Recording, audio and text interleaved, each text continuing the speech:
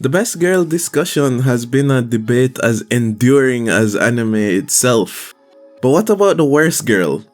High school romance anime aren't really my thing, but too many losing heroines is an amazing deconstruction of the genre. And it features one of the worst characters I've ever had the displeasure of meeting in an anime. Anna Yanami at 16 years old is our first defeated heroine. She is a standard blue-haired losing love interest, but usually the blue-haired character is the sweet one, with a great attitude who was unfairly rejected. I'm talking like Rem from ReZero or Ichigo from Darling in the Franxx. Yanami is not like these girls, and genuinely didn't deserve a happily ever after. Our introduction to Yanami is her being rejected at a cafe and immediately borrowing money from our protagonist Nukumizu to purchase a lavish lunch and dessert at the same cafe. Nukumizu was just minding his own business and got pulled into her drama. She ordered meal after meal while knowing she had no money to pay for it. She also unloaded her emotional baggage onto a relative stranger at the time. It's so bad that her acquiring debt from Nukumizu is a running gag in the anime with its own special graphic. She borrows even more money from Nukumizu in the next episode, this time not even for herself but for another girl, showing a blatant disregard for the man's resources.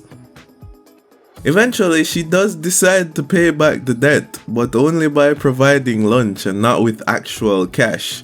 The food she brings is absolutely terrible too. Look at this dog food. I can only use one lunchbox right now. I had to really stuff 2 servings in there, but I think I did a pretty good job. Okay, it's time to eat. So what's the verdict? How much is that worth? Poor Nukumizu. On these forced lunch dates where she tries to pay off her debt, Yanami only talks about herself and her own issues, hardly ever stopping to listen to the protagonist. She trauma dumps with extreme frequency. Then when we look at her in romance, she was too afraid to tell the guy she liked how she felt for years, yet she feels cheated when the same guy moves on with another girl. I'm sure a lot of us can relate to this, and we extracted an important lesson from this failing about being proactive in love. Yanami instead doubles down and blames the man instead of thinking introspectively. She makes no effort to analyze her own role in her current hurt feelings. She deploys several other methods of emotional abuse and bullying against our protagonist.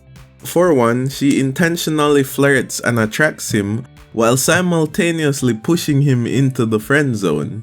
She conducts literal blackmail against Nukumizu with relative frequency. Go ahead. I dare you. But it would be a shame if someone were to take all those books you hid in the club room and ship them to your house. No, please, anything but that! You found those? I mean, what books? Nice try. But now we both have a secret to protect. What do you say? Can I trust you to be discreet for me? Despite the fact that she's visibly emotionally abusive, she's notably also physically abusive. She puts hands on Nukumizu also with relative frequency.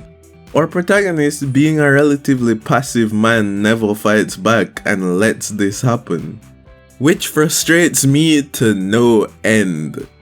In episode 5 of the anime, she shows clear signs of having borderline personality disorder.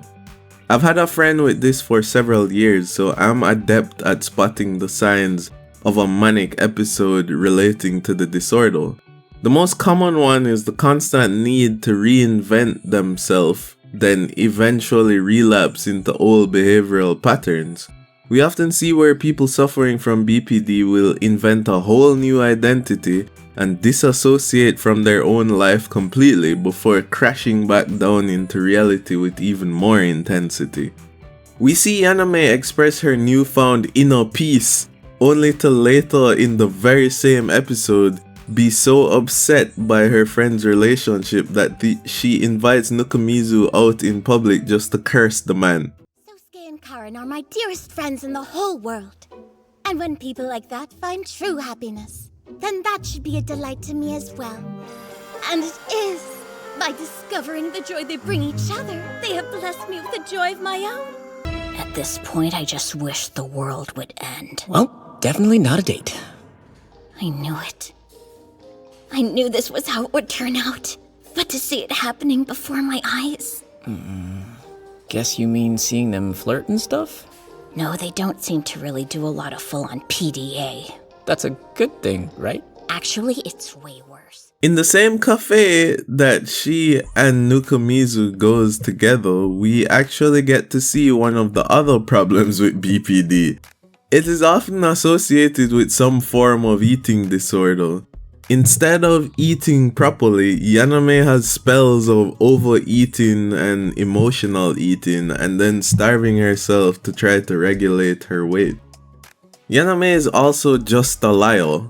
I mean, she is dishonest to most people and only truthful to the protagonist and therefore the audience, because she absolutely doesn't care what he thinks about her. She spends half the series trying to pretend she has moved on to find a new boyfriend. She drags her whole friendship group on a fake date in order to take pictures and trick people online that she's dating someone.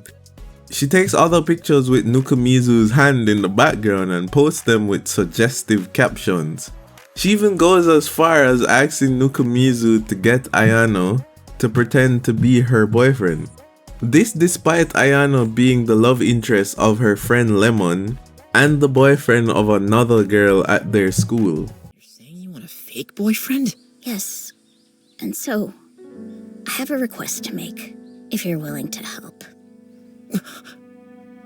Look, I know it's a lot to ask, and it might be kind of awkward for you.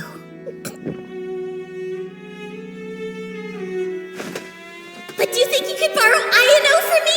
But do you think you could borrow Ayano for me? But do you think you could borrow Ayano for me? As the story progresses and the focus moves away from Yanami to other heroines, her character is simplified significantly, and this simplification does not improve the audience's perception of her.